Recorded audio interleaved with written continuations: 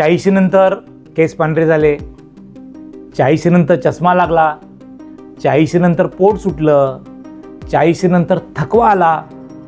पुरुष आनंदाने स्वीकारतात, आता काय 40 झाली, आता झालं.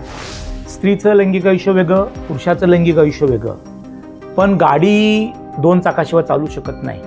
40 नंतर मला लैंगिक समस्या व्हायला लागली, माझ्या लैंगिक आयुष्यामध्ये अडचणी यायला लागल्या, हे पुरुष सहसा स्वीकारत नाही. पुरुषाचं कामजीवन आहे ना धरणासारखं असतं आणि स्त्रीचं कामजीवन हे समुद्रासारखं असतं. बऱ्याच लोकांची अशी एक भ्रामक कल्पना आहे की वय वाढलं की रोमांस संपला. उलट म्हातार वय झालं की रोमांस वाढतो, प्रेम वाढतं. जर तुम्हाला वाटत असेल 20तलं 30तलं लैंगिक आयुष्य मला 40 आणि 50मध्ये पाहिजे, तर आजपासूनच तुमच्या बॉडीचं सर्व्हिसिंग करणं गरजेचं आहे. बॉडीचं सर्व्हिसिंग कसं करावं हे आता आपण बघणार आहोत.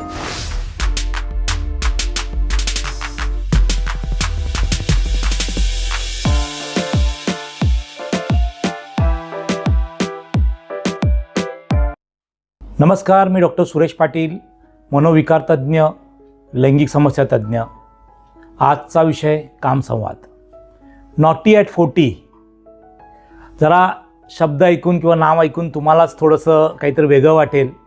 काही जणांच्या मनामध्ये उत्साहाच्या पालव्या फुटतील, कारण हा विषयच असा आहे. 40 ते 50 वर्षातील पुरुषांच्या लैंगिक समस्या, त्याच्यामध्ये येणाऱ्या अडचणी आणि त्याचे उपाय. बऱ्याच वेळा मी क्लिनिकमध्ये बसलेलो असतो, त्यावेळी 40-50 वर्षाचे पुरुष येतात, दार उघडत नाहीत. दार हा शब्द मी फक्त शाब्दिक नाही घेणार, म्हणजे दार उघडणं म्हणजे मनाचे दार उघडत नाहीत. त्यांच्या मनामध्ये संकोच असतो, त्यांच्या मनामध्ये लाज असते, त्यांच्या मनामध्ये भीती असते की दरवाजा उघडून डॉक्टरांच्याकडे कसं जावं. बऱ्याच वेळा ते क्लिनिकच्या बाजूला फेऱ्या मारून धाडसानं, मोठ्या मेहनतीनं क्लिनिकच्या आतमध्ये येतात आणि बोलायला डायरेक्ट कधी सुरुवात करत नाहीत. इतर काही समस्या करून, सर एक अजून अवघड जाग्याची गोष्ट होती, बोलायची होती. आजकाल थकायला खूप होतं. ह्या एका शब्दामध्ये बराच मोठा सार असतो. त्यांना ते बोलायचं असतं, हा थकवा कुठे शरीराचा नाही, मला एक लैंगिक समस्या आहे. तर 40 नंतर 50 नंतर येणाऱ्या लैंगिक समस्या ह्या बऱ्याच कॉमन आहेत, बऱ्याच लोकांना त्या होतात. त्याच्यावरती उघडपणे बोललं पाहिजे. त्याच्यासाठीच हा संवाद प्रपंच आहे, कामसंवाद नॉटी ॲट 40.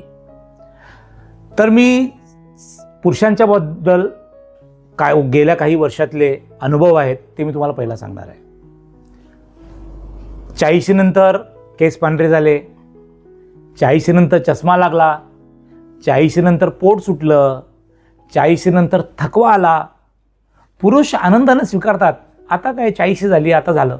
40 नंतर मला लैंगिक समस्या व्हायला लागली, माझ्या लैंगिक आयुष्यामध्ये अडचणी यायला लागल्या, हे पुरुष सहसा स्वीकारत नाही.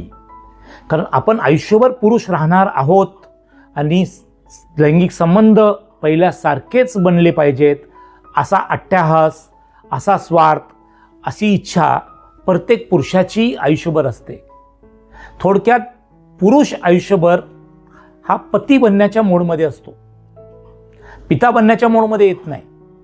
40 नंतर देखील त्याला असं वाटतं की आपण पहिल्यासारखाच पुरुष झाला पाहिजे. तर सर्वप्रथम आपण हे समजून घेऊ, स्त्रीचं कामजीवन आणि पुरुषाचं कामजीवन याच्यामध्ये फरक काय. मी नेहमी म्हणतो की पुरुषाचं कामजीवन आहे ना धरणासारखं असतं आणि स्त्रीचं कामजीवन हे समुद्रासारखं असतं. आता पुरुषाचं कामजीवन धरणासारखं म्हणजे काय? पुरुषाचं कामजीवन धरणासारखं म्हणजे ते ऋतूवरती अवलंबून असतं. पावसाळ्यामध्ये भरपूर पाऊस पडतो, धरम तुडुंब भरतात, पाण्याचा वेग असतो, धरणातून पाण्याचा प्रवाह वाहतो. पुरुषाचं 20-30 तारुण्य हे पावसाळ्यासारखं असतं. त्याच्यामध्ये पुरुषाचं लैंगिक आयुष्य धरणासारखं तुडुंब भरलेलं असतं. प्रचंड इच्छाशक्ती असते, ताकद असते, जोर असते. पण 40 नंतर ऋतू बदलतो, उन्हाळा चालू होतो, धरण आटायला लागतं, धरणातली शक्ती कमी होते. तसं हळूहळू पुरुषांच्यामध्ये टेस्टोस्टेरॉनच्या कमतरतेमुळे, हळूहळू लैंगिक इच्छा कमी होणं, लिबिडो कमी होणं, ताठरता पहिल्यासारखी न होणं, शीघ्रपतन होणं, अशा समस्या यायला चालू होतात. उलटपरीनं जर स्त्रियांच्या बघितलं, स्त्रियांचं लैंगिक आयुष्य समुद्रासारखं असतं. समुद्र अथांग असतो, भरलेला असतो. स्त्रियांचं लैंगिक आयुष्य बऱ्याच वेळा प्रेमाशी निगडीत असतं, सहवाशी निगडीत असतं, शब्दाशी निगडीत असतं, स्पर्शाशी निगडीत असतं. त्याच्यामध्ये ऋतू हा खूप महत्त्वाचा नसतो. उन्हाळा, पावसाळा, हिवाळा, समुद्र तुळून भरलेला असतो. उलट पुरुषांच्यामध्ये अँड्रोपॉज होतो, टेस्टोस्टेरॉन कमी होतं, लैंगिक इच्छा कमी होते. स्त्रियांच्यामध्ये मेनोपॉज झाल्यानंतर प्रोस्टेस्टेरॉनचं हार्मोन कमी होतं, टेस्टोस्टेरॉनचं हार्मोन वाढतं, मुलं मोठी झालेली असतात, घरात मोकळं वातावरण भेटतं. त्याच्यामुळे लैंगिक इच्छा न वाटता असं म्हणता येईल की मोकेपणा खूप येतो. त्यामुळे वयाच्या 40 नंतर स्त्रियांना, सर्व स्त्रियांना नाही, काही स्त्रियांना लैंगिक आनंद घेण्याची इच्छा, वेळ किंवा तेवढी सवय, ह्या सर्वांच्यामध्ये कुठे ना कुठे एक मेळ बसतो आणि चांगलं लैंगिक आयुष्य जगता येऊ शकतं. आता आपण हे समजून घेतलं की स्त्रीचं लैंगिक आयुष्य कसं आहे आणि पुरुषाचं लैंगिक आयुष्य कसं आहे. आता याच्यानंतर आपण येणार आहोत समस्येकडे. थोडक्यात स्त्रीचं लैंगिक आयुष्य वेगळं, पुरुषाचं लैंगिक आयुष्य वेगळं. पण गाडी 2 चाकाशिवाय चालू शकत नाही. त्याच्यामुळे लैंगिक जीवनामध्ये ही दोन्ही चाकं एकत्र चालणं गरजेचं आहे आणि हे समजून घेणं गरजेचं आहे. तर 40तल्या 50तल्या माझ्या सर्व मित्रांना आता मला सांगायचं आहे की आपण टायटल ठेवलं आहे नॉटी ॲट 40. तुम्हाला थोडंसं नॉटी म्हणजे थोडंसं खोडकर बनणं गरजेचं आहे. आणि खोडकर बनणं म्हणजे काय? खोडकर बनणं म्हणजे आपल्याला प्रॉब्लेम काय आहे ते समजून घेणं महत्त्वाचं आहे. तर समस्या कसं निवारण करायचं याच्या आधी मी एक उदाहरण देतो. आपल्या सर्वांच्या घरी गाडी असते. कुणाच्या घरी दुचाकी आहे, कुणाच्या घरी 4 चाकी आहे. आपण काय करतो, 6 महिन्यातून, वर्षातून आपण त्याचा कधी अनपेड कधी पेड गाडीची सर्व्हिसिंग करतो. आपली गाडी नीट राहते, आपली गाडी बरीच वर्ष चालते. पण आपण कधी विचार केला का, जसं आपण गाडीची सर्व्हिसिंग करतो तशी बॉडीची सर्व्हिसिंग करतो का? मग बॉडीची सर्व्हिसिंग करायला नको का? जर तुम्हाला वाटत असेल 20तलं 30तलं लैंगिक आयुष्य मला 40 आणि 50मध्ये पाहिजे, तर आजपासूनच तुमच्या बॉडीचं सर्व्हिसिंग करणं गरजेचं आहे. बॉडीचं सर्व्हिसिंग कसं करावं हे आता आपण बघणार आहोत. बऱ्याच लोकांची अशी एक भ्रामक कल्पना आहे की वय वाढलं की रोमांस संपला. उलट म्हातार वय झालं की रोमांस वाढतो, प्रेम वाढतं. त्यावेळी शरीराच्या गरजेपेक्षा मनाच्या गरजा वाढतात, मनाच्या भुका वाढलेल्या असतात. त्यामुळे कुठंही हे तुमच्या मनामध्ये बिंबवून ठेवू नका, लादून घेऊ नका की 40 नंतर रोमांस संपणार आहे, 40 नंतर लैंगिक सुख संपणार आहे, 40 नंतर एक मधुमिलन संपणार आहे. तर मनं एकत्र आली की मधुमिलन चांगल्या पद्धतीनं होऊ शकतं. मग काय करायला पाहिजे? 4 ते 5 महत्त्वाच्या टिप्स ज्या मी सांगतो त्या आपल्याला लक्षात ठेवायच्या आहेत, दररोजच्या वागण्यामध्ये आचरणात आणायच्या आहेत आणि 40 नंतर देखील आपल्याला सदृढ काम जीवनाचा आनंद घेण्यात आला पाहिजे. सगळ्यात महत्त्वाची टीप की मी आता म्हातारा झालो आहे, मी थकलो आहे, मी लैंगिकरित्या दुर्बल झालेलो आहे, हा तुमचा मनाचा डायलॉग काढून टाका. अशी जी एक आत्मकथा आपण तयार करतो की मी आता संपलेलो आहे, माझ्याकडून काही होणार नाही, ती पुसून टाका.